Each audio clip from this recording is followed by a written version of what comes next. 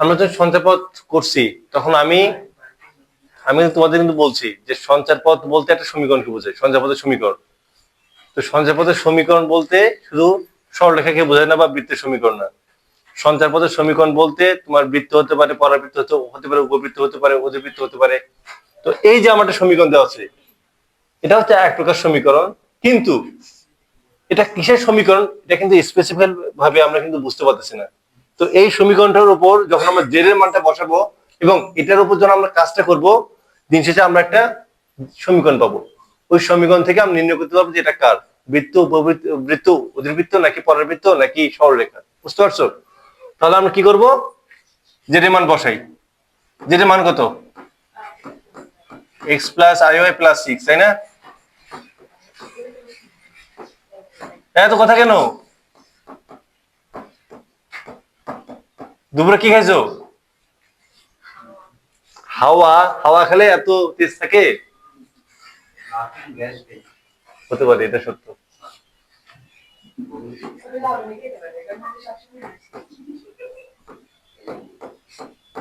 এত কথা বলতে পারে মেয়েরা, অত্যাচারে জর্জরিত। অবশ্য মারিয়াকে না দেখলে এটা বোঝা যায় না, তাই না?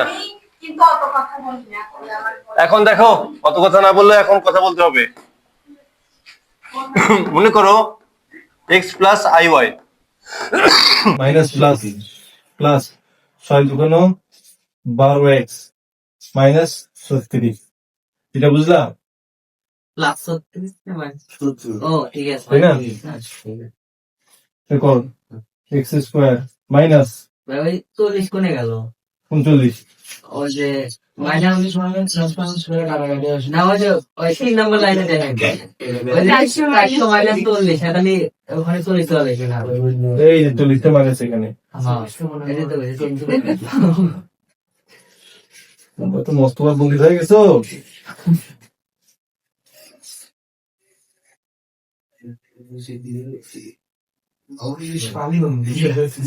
ঠিক আছে, 12x প্লাস 36 y স্কোয়ার, তাই না? তারপর আমরা এখানে তাহলে কত আসে কাটা, তাই না? তাহলে আমরা কত থাকি 24x, তারপর 24x, তারপর 36 মাইনাস 36 কাটা কি থাকে, মাইনাস 400, তাই না? মাইনাস 400।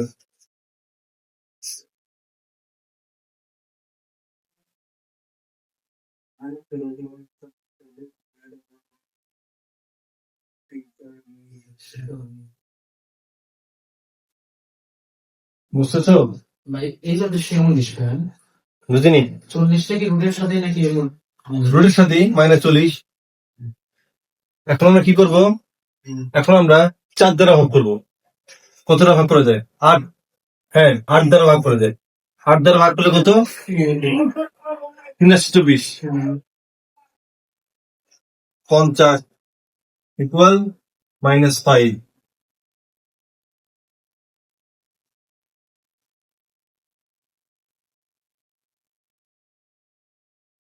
আবার বর্গ করো, ঠিক আছে? তাহলে কত হচ্ছে আমার? 9x square minus 3 2 6, 6 5 6 30, 300x plus 2500 plus 25 x square minus 12x plus 36 plus, ঠিক আছে? এখন গুণ করে দাও, 25x স্কোয়ার মাইনাস 25 এবং 12 গুণ করলে কত? 25 এবং 12 250, 250 300, 36 এবং 25 গুণ করো, 36 এবং 25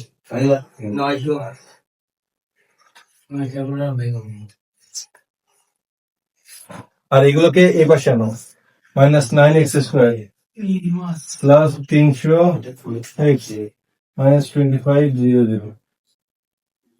এই 25 থেকে 9 বাদ দিলে কত? 16x স্কোয়ার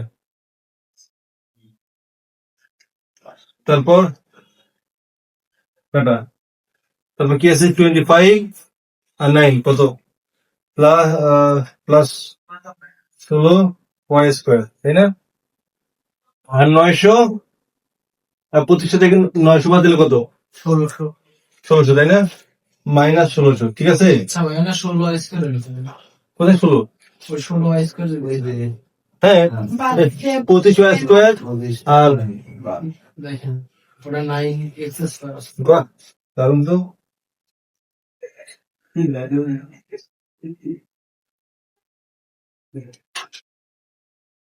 ঠিক আছে, তাহলে 16x square plus 25 y square minus 1600, ঠিক আছে?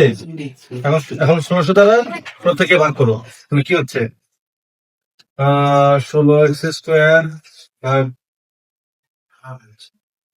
25 ওয়াই স্কোয়ার ভাগ করো 1, তাই না? এখন x স্কোয়ার বাই 1600 ভাগ 16 প্লাস ওয়াই স্কোয়ার, ঠিক আছে? এখন এক্স স্কোয়ার বাই কত 100 প্লাস ওয়াই স্কোয়ার বাই এই 16 কে 25 দ্বারা ভাগ করলে কত হয়? 64। মোটামুটি বছর। তাহলে এখানে কত এক্স স্কোয়ার বাই 10 এর উপর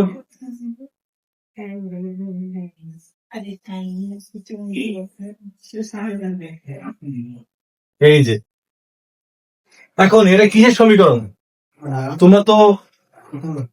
তোমরা তো সেকেন্ড পেপার কোনিক্স করনি।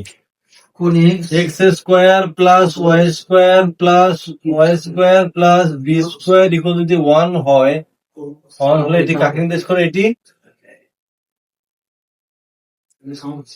উপবৃত্তকে নির্দেশ করে। উপবৃত্ত, তার মানে এটা এই সমীকরণটাকে নির্দেশ করে উপবৃত্ত।